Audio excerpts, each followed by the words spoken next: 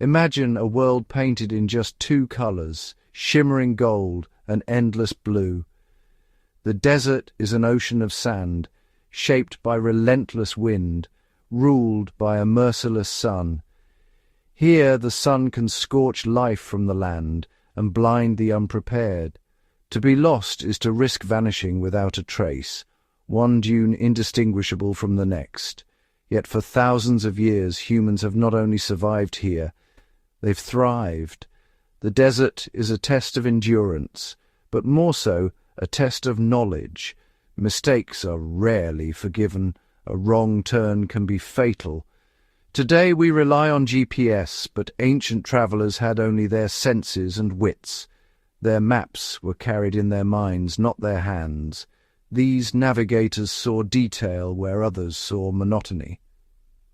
The desert to them was filled with signs, a subtle language spoken by sun, stars, wind and sand. Every journey was a dialogue with the environment, a story of perception and respect. Survival depended on listening, not conquering. There were no marked trails, no digital certainties, only shifting paths and faith in hard-won knowledge. The journey was a dance between human ingenuity and nature's raw power. To cross the desert was an act of faith, in mentors, in stories, and in one's own ability to read the wild. This is the story of human resilience at its most extraordinary.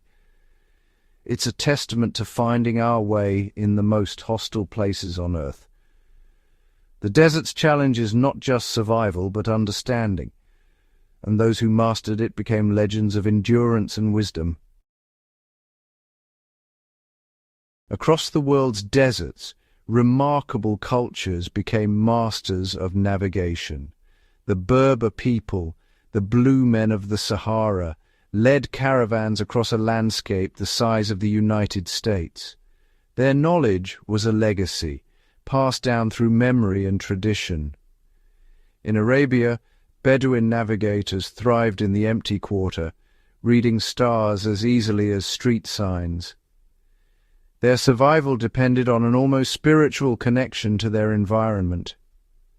Along the Silk Road, caravanners braved the Taklamakan and Gobi, guiding precious cargo across burning sands. These groups, separated by continents, shared a genius for reading the land and sky. They were human compasses, scientists, astronomers, and storytellers all at once. Their journeys were about balance with nature, with risk, and with each other. They were the living libraries of the sand. Their legacy is written in the roots that once connected civilizations.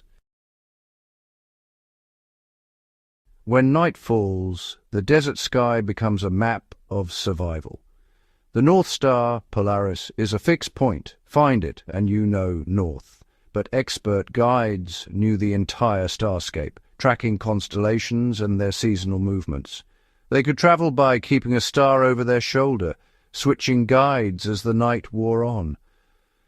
The sun, too, was a tool. Its rising and setting marked east and west, while shadows became clocks and compasses. Even a simple stick in the sand could reveal time and direction. The moon's phases marked weeks and months, guiding the timing of journeys. A full moon lit the way, a new moon meant rest. This was practical, life-saving astronomy. The sky was not distant, it was a living manuscript holding the secrets to survival. Navigators read it with precision, turning the heavens into their greatest ally. In the desert, the stars were more than beautiful, they were essential. The celestial map was the difference between life and death.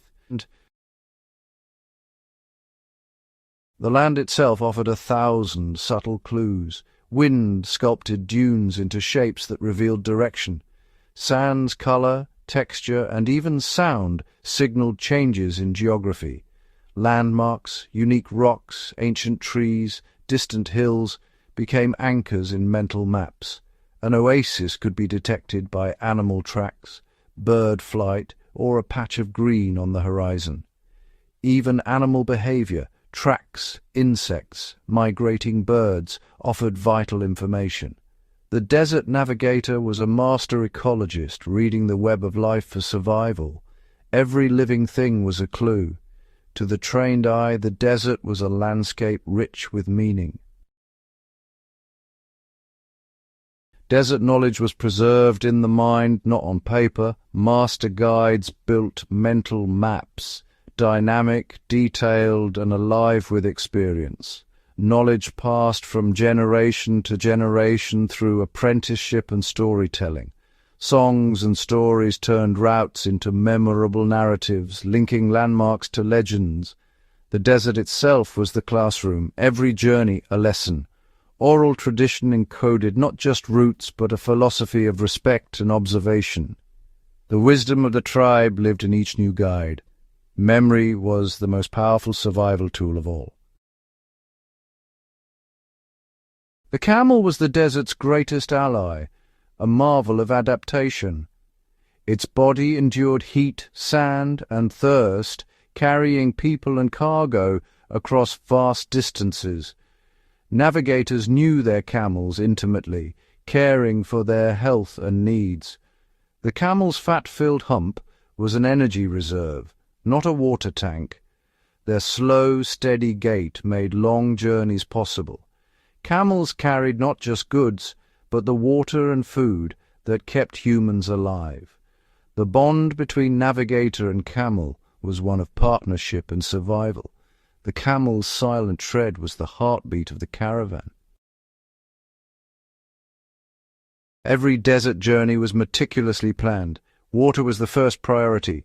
Guides knew every well and oasis along the route. Supplies were chosen for lightness and durability. Every item mattered.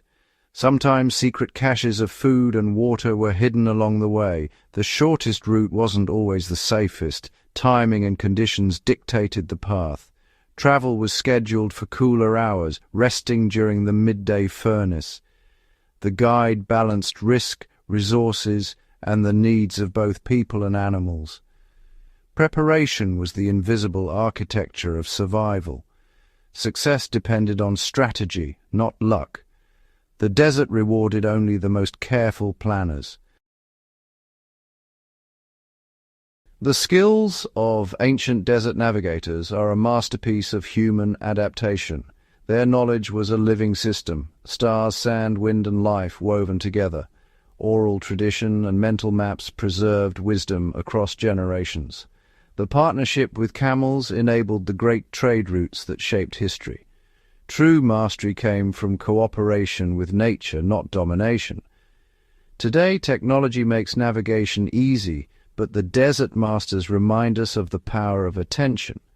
Their legacy is a lesson in resilience, observation, and respect for the world. In the echo of the dunes, we find timeless guidance for finding our way.